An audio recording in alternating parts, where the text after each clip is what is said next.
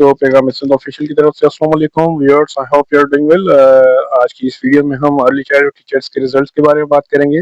तो इसमें जैसे कि कल रिजल्ट आ चुका है, तो इस वीडियो को मुकम्मल सुनिएगा ताकि पूरी चीज़ समझ आ जाए। हम बात करेंगे टोटल जो क्वालिफाइड कैंडिडेट्स हैं और टोटल सीट्स के बारे में।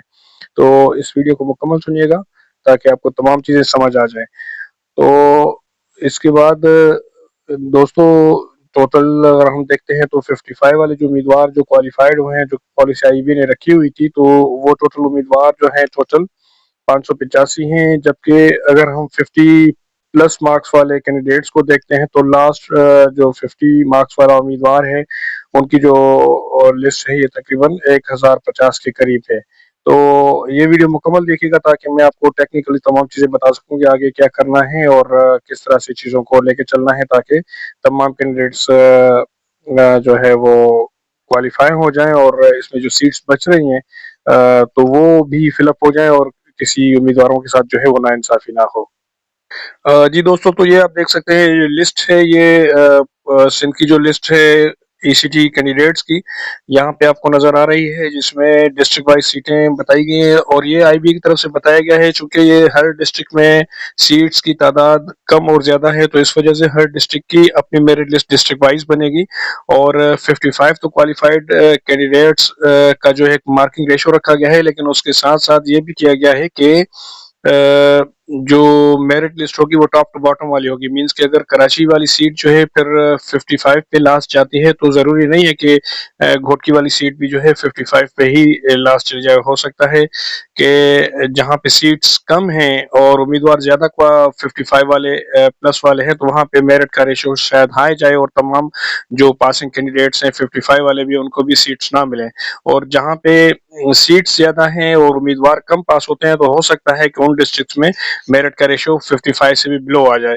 तो ये आपने जहन में रखना है। जिस तरह सबसे ज्यादा सीट्स जो है वो घोटकी डिस्ट्रिक्ट की 196 हैं और सेम वे उमरकोट की सीट्स जो है 32 हैं और थरपारकर की सीट्स 23 हैं। तो या मीरपुर खास की सीट 17 है। जहाँ पे 17 सीट्स हैं वहां पे मेरिट का रेशियो हाई जाएगा और जहाँ पे सीट्स ज्यादा हैं, जिस तरह 196 घोटकी की है, तो वहां पे मेरिट का रेशियो थोड़ा सा लो हो सकता है। तो ये आप लिस्ट चेक कर सकते हैं, ये हमारे फेसबुक पेज पे भी अवेलेबल है।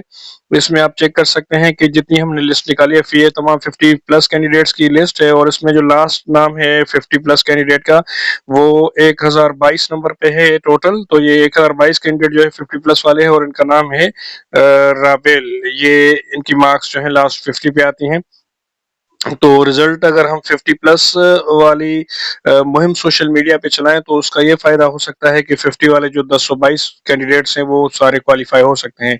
लेकिन एक तो जो आप को क्यूरी का ऑप्शन बताया गया है 13 जुलाई तक, एक तो आपने वो रेस करना है और उसके अलावा जो सोशल मीडिया पे भी ट्रेंडिंग में इस चीज को चलाना है कि तमाम 50 पास कैंडिडेट्स को क्वालिफाई डिक्लेयर किया जाए और उसके बाद फिर टॉप टू बॉटम वाली पॉलिसी को मद्देनजर रखा जाए, ताकि जो 50 प्लस वाले तमाम कैंडिडेट्स हैं वो एक तो क्वालिफाई हो जाएं और उसके अलावा मजीद जो सीट्स हैं वो बच ना जाए और गवर्नमेंट तमाम कैंडिडेट्स को जो है कंपनसेशन दे दे।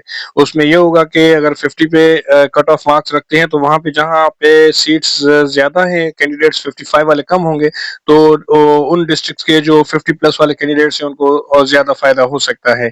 हाँ, लेकिन यह है कि जहाँ पे सीट्स कम है, तो वहां पे जो 55 वाले कैंडिडेट हैं उनका भी शायद जो है वो पूरी लोकेशन ना हो सके, क्योंकि ये तमाम सीट जो है वो एडवर्टाइजमेंट में बताया गया था कि ये तमाम सीट जो है डिस्ट्रिक्ट की वैकेंसी पोजीशंस पे होंगी।